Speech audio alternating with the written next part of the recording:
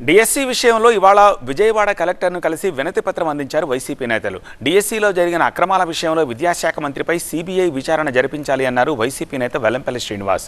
మంత్రి నారా లోకేష్ వెంటనే రాజీనామా చేయాలన్నారు వెల్లంపల్లి. డిఎస్సిలో అనేక అవకతవకలు జరిగాయని ఆరోపించారు వెల్లంపల్లి.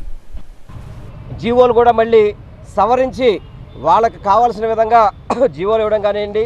స్పోర్ట్స్ కోటాలో కూడా మన కోన రవికుమార్ ఇతను ఒక కమిటీకి చైర్మన్గా ఉన్నాడు. అదేవిధంగా నారా లోకేష్ వాళ్ళ తోడల్లుడు అతని భర్త కూడా అతను కూడా ఒక కమిటీకి చైర్మన్గా ఉండడం కానివ్వండి.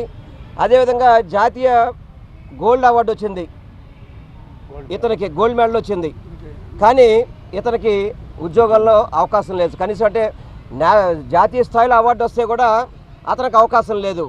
కానీ స్పోర్ట్స్లో పార్టిసిపేట్ చేస్తే చాలు, అంటే క్రికెట్లో మామూలుగా 12 ప్లేయర్ 13 ప్లేయర్లు ఉంటారు కదా, అలా వాళ్ళకు కూడా ఇచ్చే విధంగా ఈ యొక్క డిఎస్సిలో దగా జరిగిందని చెప్పని సాక్ష్యాధారాలతో కూడా తెలియజేయడం జరిగింది.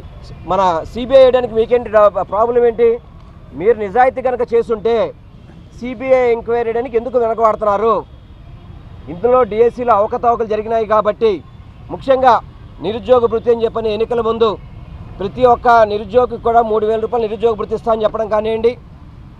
ఫీజు రియంబర్స్మెంట్లన్నీ కూడా బకాయిలు పెండింగ్లు ఇవ్వాల్సినవి కానివ్వండి. వీటన్నిటికీ నైతిక బాధ్యత వహిస్తూ నారా లోకేష్ రాజీనామా చేయాలి. ఎందుకంటే ఏదైతే నీట్లో మన సెంట్రల్ మినిస్టర్ ఏ విధంగా అయితే రాజీనామా చేసాడో నైతిక బాధ్యత వహిస్తూ అదేవిధంగా నారా లోకేష్ రాజీనామా చేయాలి.